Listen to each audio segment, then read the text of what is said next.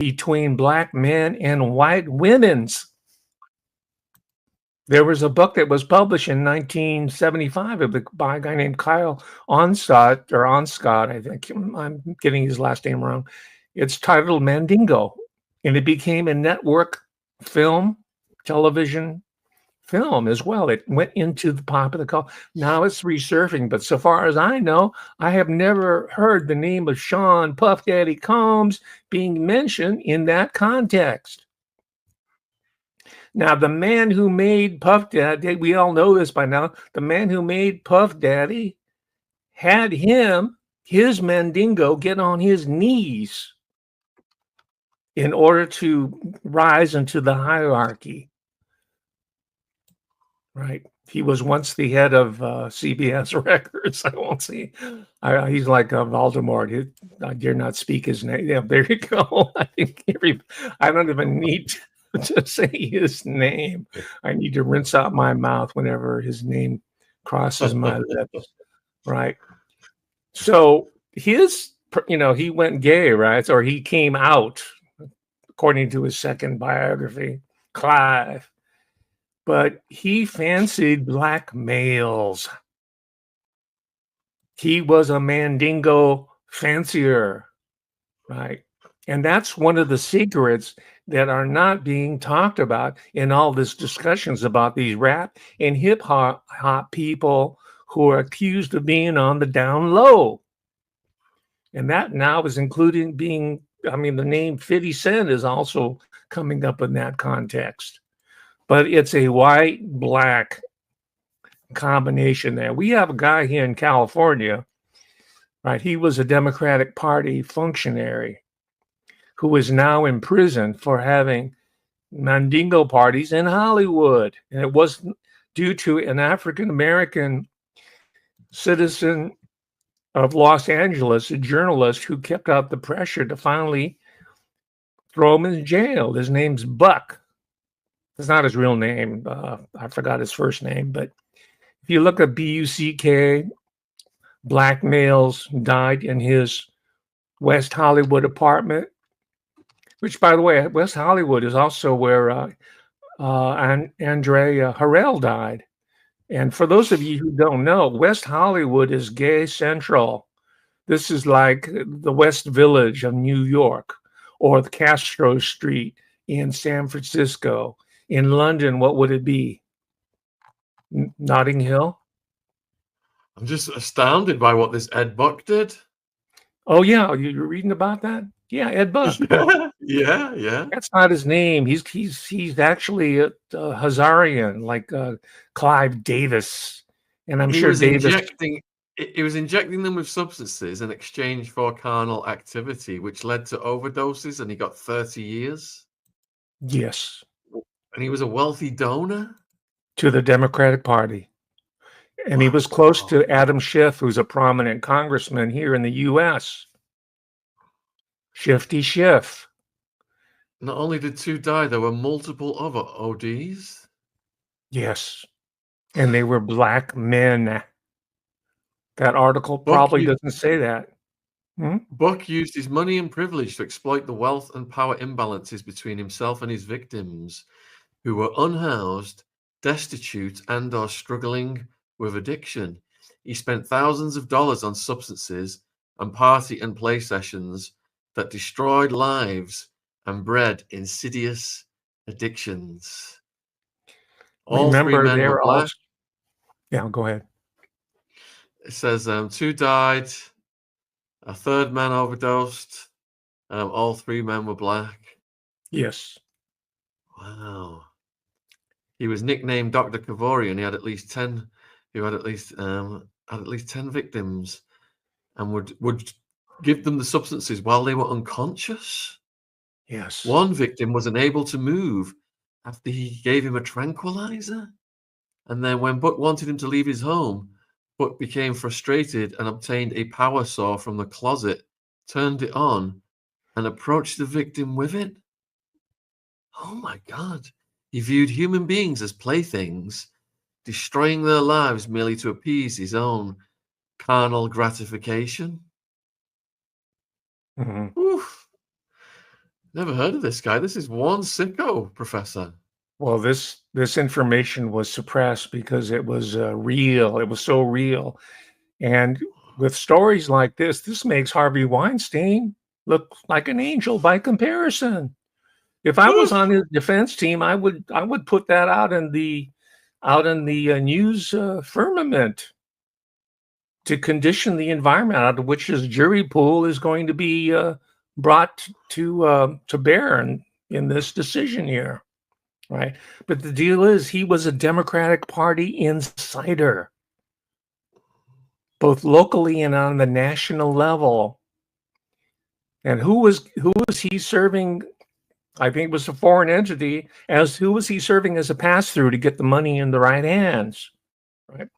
So you immediately say that the racial politics of the Sean Combs case, and J-Lo, who's Puerto Rican, after all, there's a racial dimension there as well, is being paved over, even while people like Reverend Al Sharpton are trying to boycott a major retail chain here called Target, boycott them for not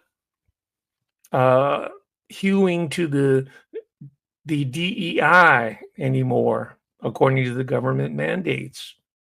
Right, so they're extorting these so-called putative leaders, who, by the way, this is also part of my contribution today. There you go, Reverend Al Sharpton. Right, but behind him is something called the Black Boule, who was exposed by a community intellectual by the name of Stephen Cogley. And it's these individuals who are responsible for the creation, the management, and the maintenance and advancement of people like Sean Combs.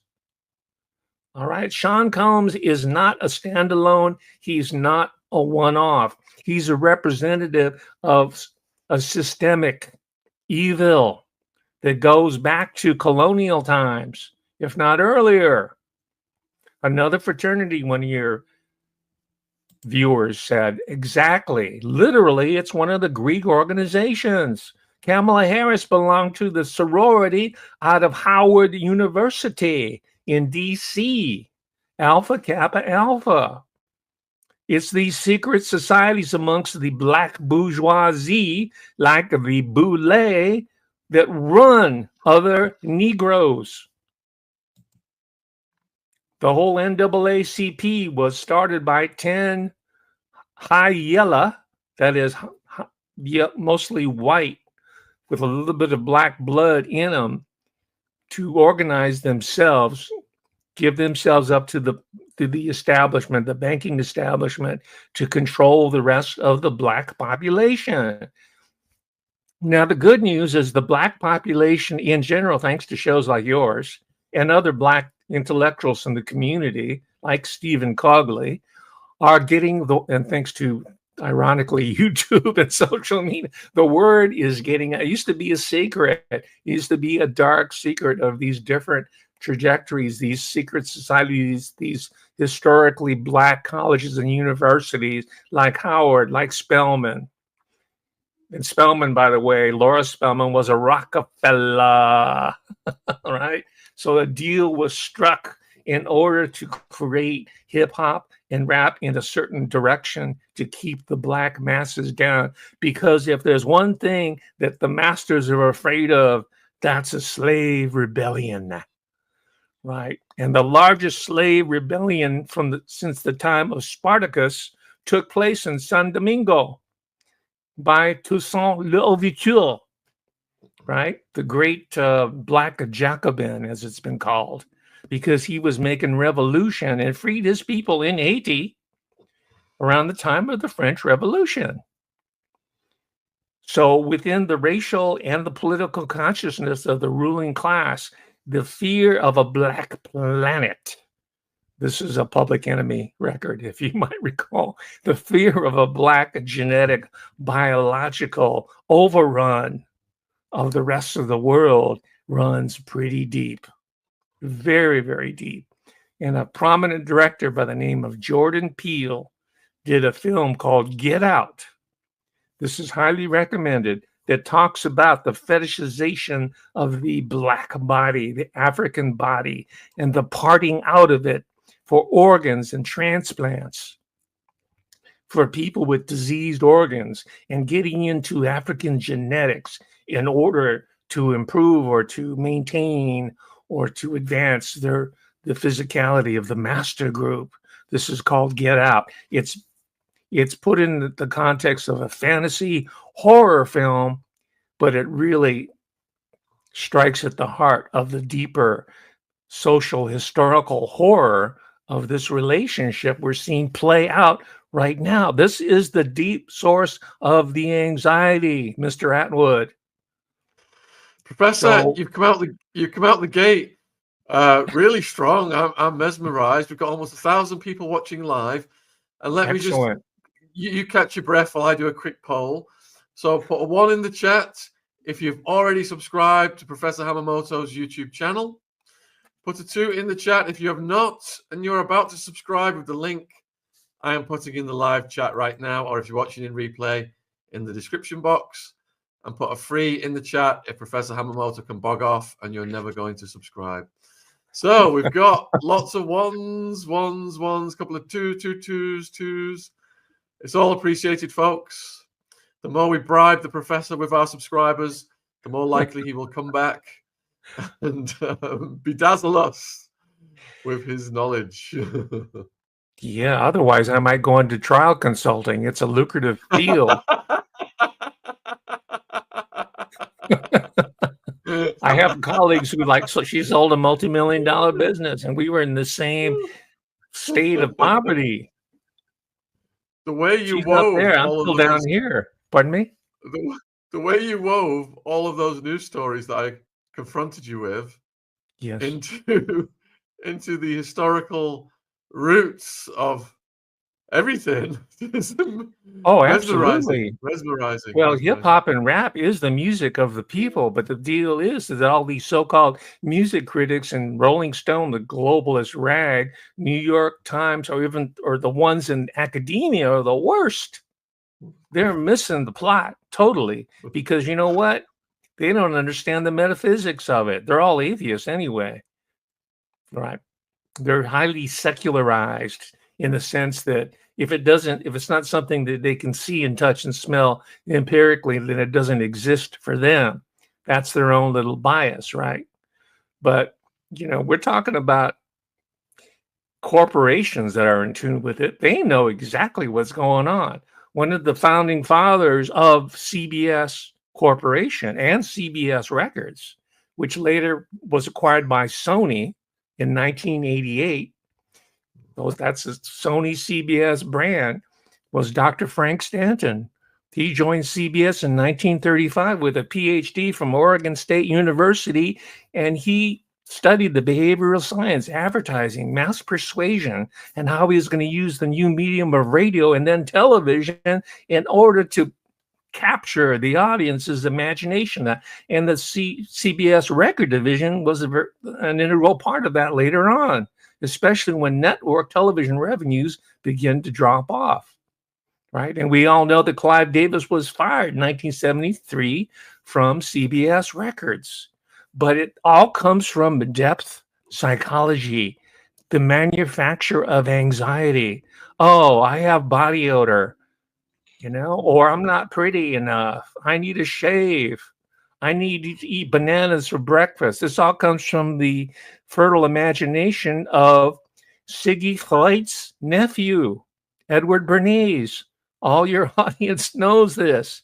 Well, guess who consulted with the leadership of CBS Network when they were called on the carpet by the U.S. Congress for monopolistic trade practices and creating antisocial culture and really debased entertainment? One Edward Bernays. He was there consulting. If you want to read more about that, this book is old, but I pulled it off my shelves. This is the story about William Paley. The CBS Network talks all about the Bernays connection. Have we got that one in the bibliography, Professor? It is not. No, I I name check so many authors, I can't keep up with that. I'll put it in my X account and tie it to Amazon. If you I'll could, do that. if you could email me the link or something, the title, that'd be great. Okay, but it gives you the whole grounding in the behavioral sciences of all of this. Now, I'm saying this because most of the material that I'm looking at just deals with celebrity. You're just scratching the surface, people. And that's exactly what the mind controllers want. They want you to go for the bling so that you can't hear the ring. Hey, that rhymes. Write that one down. Okay, now this is for you junkies who are interested in Margaret Cameron, L. Ron Hubbard. I think he ran off with her at some point. And Jack Parsons, the Caltech genius, the person who sort of pioneered the Jet Propulsion Laboratory. Most of your viewers know that story. Well, Margaret Cameron, I'm reading as well. Where's the book? I'll put it in my X account for the bibliography. Margaret Cameron event, according to this book, it's called Sex Magicians, and it's about the lives and spiritual sex magic of a number of figures that you will immediately recognize: Aleister Crowley, Jack Parsons, Marjorie Cameron, Anton LaVey, and other people. But the point that caught my attention in prepping for this particular talk is that Marjorie Cameron also practiced these Mandingo sex rituals. She had in her little group called the Brotherhood, or the Childhood, I think it's called, or the Children. I'll have to go back and look at it. I think it's called the Children. They're out in the desert, out near Palm Springs. Most of you know Palm Springs from the Rat Pack. Frank Sinatra, a lot of celebrities from LA would go down there on the weekends. Palm Springs. She lived out in that area, a rural area called Beaumont, kind of the high desert area. It's a remote area, but she'd have these sex. That's Aleister Crowley, of course. She'd have these sex magic rituals a la Aleister Crowley out in the desert, and she'd pair up white women with black men. Right? That's the checkerboard phenomenon. And through these sex couplings, they would produce a moon child, a Babylon rising. That's perfect Aleister Crowley. That's Marjorie Cameron.